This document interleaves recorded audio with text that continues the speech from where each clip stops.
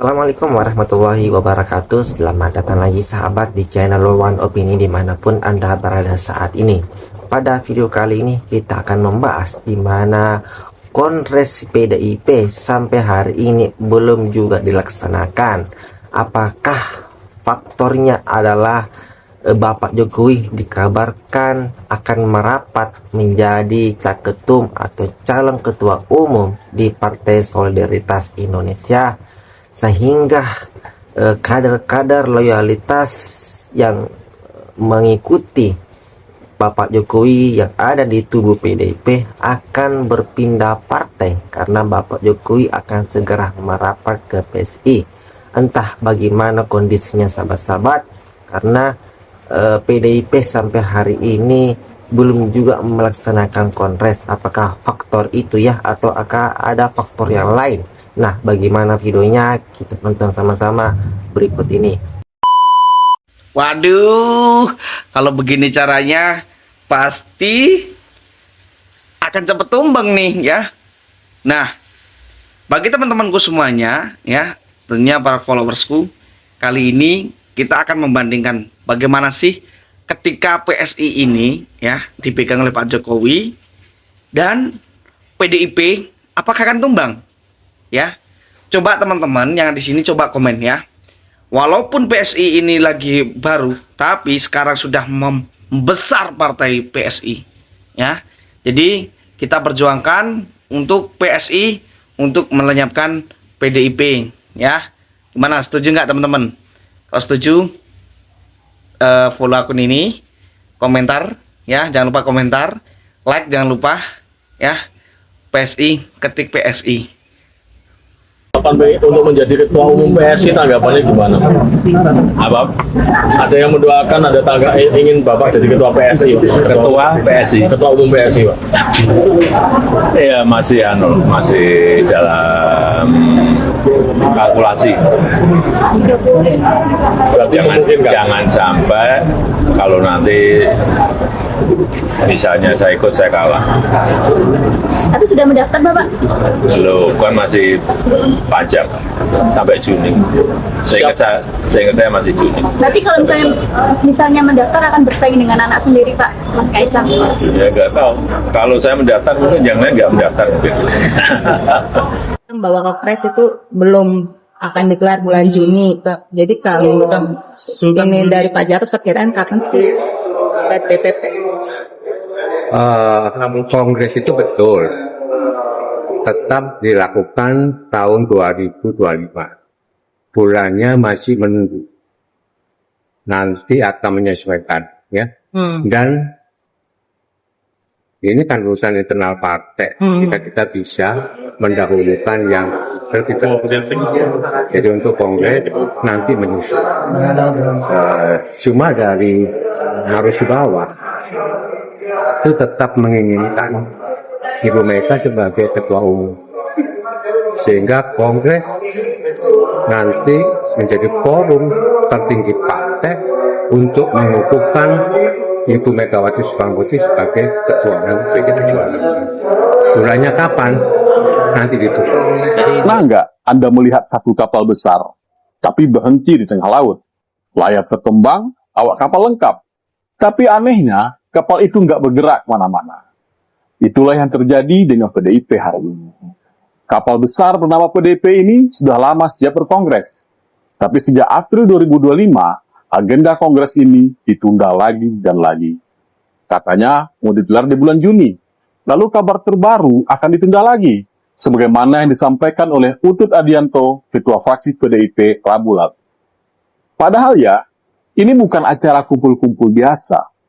Ini Kongres Nasional, hajatan besar yang menentukan arah partai untuk 5 tahun ke depan. Tapi, kenapa ditunda terus? Apakah logistik belum siap? Hotel belum di-booking? Atau panitia sibuk cari konsumsi? Tentu tidak, Bung. Walaupun PDIP tidak menjelaskan, tapi kita bisa berspekulasi. Masalahnya bukanlah masalah teknis, tapi politis. Dan lebih dalam lagi, masalahnya ada di level eksistensial. Apa PDIP masih yakin bisa bertahan sebagai partai besar setelah Megawati turun tahta? Inilah yang akan kita bongkar hari ini. Ada dua skenario besar yang bisa menjelaskan kenapa PDIP terus menunda Kongres. Dan keduanya sama-sama menyimpan ketegangan. Skenario pertama, PDIP sedang menunggu hasil pemilu raya PSI bulan Juli ini. Loh, PSI? Iya, PSI. Partai kecil yang bahkan gagal lolos ke Senayan. Hanya memperoleh 2,8% suara nasional.